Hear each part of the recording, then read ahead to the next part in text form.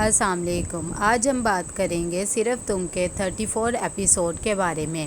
تو ویڈیو شروع کرنے سے پہلے ہمارے چینل کو سبسکرائب کر لیجئے اگر ابھی تک آپ نے نہیں کیا، تاکہ ہماری ہر نیو ویڈیو آپ تک بآسانی پہنچ سکے۔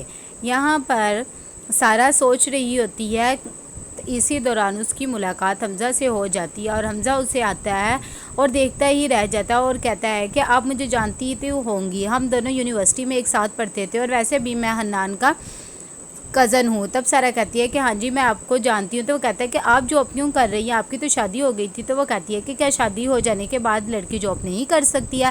تبھی حمزہ کہتا ہے کہ نہیں کر سکتی ہے، میں ایسا تو نہیں کہہ رہا، میں تو ویسے ہی پوچھ رہا ہوں۔ تو وہ اسے بتا دیتی ہے کہ میری شادی ختم ہو گئی ہے، اب نہیں رہی ہے۔ جب حمزہ کو یہ بات پتہ لگتی ہے تو بہت زیادہ شوکڈ میں آ جاتا ہے اور اسے کہتا ہے کہ اچھا مجھے تو پتہ ہی نہیں تھا، ویسے بھی حنان کی بھی شادی کچھ اچھی خاصی چل نہیں رہی، ان کی بھی ختم ہی ہونے والی ہے اور ابیر بہت جلد اسے چھوڑ کے چلے جائے گی۔ ویسے بھی اس نے میری وجہ سے وہ شادی کی، کیونکہ میں شادی والی رات اسے چھوڑ کے چلا گیا تھا، تو کیا کرتا بیچارہ، پھر حنان کو یہ سب کچھ کرنا پڑا۔ جب سارا کو یہ باتیں پتہ لگتی ہے تو وہ حیران ہو جاتی ہے۔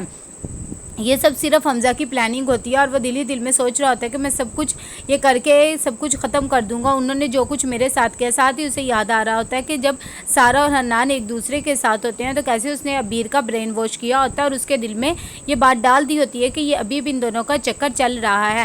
تبھی وہ دل میں سوچ رہا ہوتا ہے کہ میں سب کچھ خاک میں ملا دوں گا، جیسے انہوں نے مجھے دربدر کیا میں ان دونوں کو بھی الگ کر کے رکھ دوں گا۔ یہاں پر سارا بھی بہت زیادہ پریشان ہوتی ہے اور وہ اپنی شادی کے بارے میں سوچ رہی ہوتی ہے کہ کس طرح اس کی شادی ہوئی ہوتی ہے، لڑکا بالکل بھی نہیں چاہ رہا ہوتا۔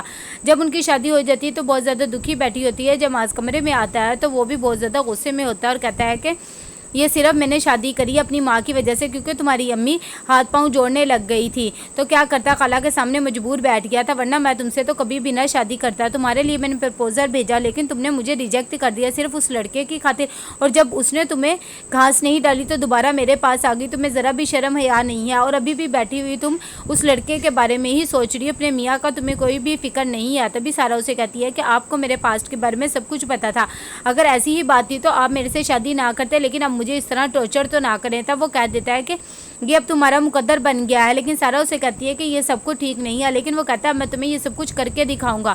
اسے وہ سب کچھ یادیں آ رہی ہوتی ہیں اور وہ بہت زیادہ دکھی ہوتی ہے کہ کس طرح یہ شادی ختم ہو گئی، اور حنان کی وجہ سے بھی وہ رو ہی رہی ہوتی ہے کہ اتنی دیر میں اس کی امی آ جاتی ہیں اور اسے کہتی ہیں کہ رو لو اچھے طریقے سے تاکہ دل کا غبار ختم ہو جائے اور سب کچھ صحیح ہو جائے۔ لیکن سارا بہت زیادہ ٹینشن میں ہوتی ہے۔ تب اس کی امی کہتی ہے تم کہاں گئی تھی؟ تو وہ اس سے بتاتی ہے کہ میں حنان کے گھر گئی تھی، آج اس کا برتھ ڈے تھا، وش کرنے گئی تھی۔ جب اس کی امی کو یہ بات پتہ لگتی ہے تو وہ حیران ہو جاتی ہیں اور کہتی ہیں کہ اس لڑکے کی شادی ہو گئی تھی، تمہیں وہاں نہیں جانا چاہیے تھا، اب اس کی بیوی ہے وہ کیا سوچ رہی ہوگی تمہارے بارے میں۔ لیکن سارا بتاتی ہے کہ وہ اپنی شادی سے بالکل بھی خوش نہیں ہے اور وہ لڑکی بھی انہیں چھوڑ کے جانے والی ہے اور ان دونوں کی شادی بھی کسی بھی لمحے ختم ہو جائے گی۔ تب اس کی امی کہتی ہے کہ بہت سوچ سمجھ کے فیصلہ کرنا، پہلے بھی تم غلطی کر چکی ہو۔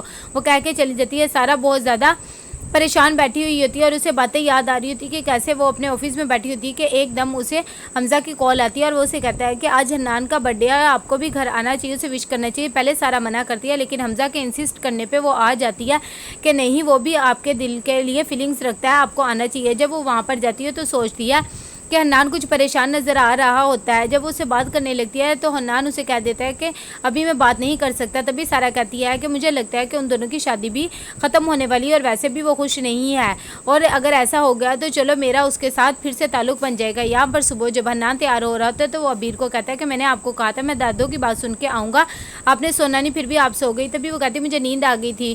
تو وہ اسے شکریہ ادا کرتا ہے کہ بہت اچھا سرپرائز دیا مجھے، لیکن وہ کہتی ہے کہ آپ کے سرپرائز سے تو کم ہی تھا۔ حنان اس کے پاس جاتا ہے اور کہتا ہے کہ مجھے پتا آپ سارا کی بات کری، اسے وہاں نہیں آنا چاہیے تھا اور میں خود بھی نہیں جانتا، آپ کو برا لگا ہوگا۔ لیکن ابیر کہہ دیتی ہے مجھے کیوں برا لگنا، ویسے بھی وہ آپ کی دوست ہی، وہ آپ کے پاس آئے یا نہ آئے مجھے اس سے کیا، وہ کہہ کے چلی جاتی ہے۔ تبھی حنان سوچتا ہے کہ میری دادوں نے بھی مجھے منع کیا تھا اور ویسے بھی سارا کو یہاں نہیں آنا چاہیے تھا کیونکہ اس کی اب شادی ہو گئی ہے۔ دادوں نے اس کی کہا تھا کہ اسے سمجھا دو کہ اب آپ کی زندگی میں اس کے لیے کوئی بھی جگہ نہیں ہے، اب شادی شدہ ہے اور آپ پہ صرف آپ کی بیوی کا ہی حق ہے۔ اور حنان بھی یہی سوچ رہا ہوتا ہے اور اسے دل ہی دل میں بہت زیادہ برا بھی لگ رہا ہوتا ہے سارا کا وہاں پہ آنا، کہ کس طرح وہ آ گئی تھی اور اسے برتھ ڈے وش کر رہی تھی۔ اتنی دیر میں جب وہ آفس کے لیے نکلتا ہے تو گاڑی میں بھی یہ سب کچھ سوچ رہا ہوتا ہے، اسے بہت زیادہ گلٹی فیل ہو رہی ہوتی ہے اور ابیر کی بات یاد آ رہی ہوتی ہے کہ وہ اس کی دوست ہے اور اسے برا نہیں لگتا، لیکن اسے پتہ ہے کہ اسے برا لگا ہے۔ وہ دل ہی دل میں سوچتا ہے کہ کوئی بھی بیوی کیوں برداشت کرے گی اپنے شوہر کی پرانی مشوقہ کو، لیکن خیر وہ سوچتا ہے اور کہتا ہے کہ میں کیا کر سکتا ہوں، میں سب کو ٹھیک ہی کروں گا۔ اتنی دیر میں سارا لفٹ سے نیچے آ رہی ہوتی ہے، تبھی اس کی ملاقات حمزہ سے ہو جاتی ہے اور اسے دیکھ کر ہکی بکی رہ جاتی ہے۔ حمزہ اسے کہتا ہے کہ تمہاری حنان سے کوئی بات ہوئی کیا؟ اس نے کہا تمہیں؟ جب سارا یہ سب باتیں سنتی ہے تو سوچتی رہ جاتی ہے۔ تو کیسا لگا آپ کو یہ ایپیسوڈ؟ لائک کمنٹ شیئر کر کے لازمی بتائیے گا۔ اللہ حافظ۔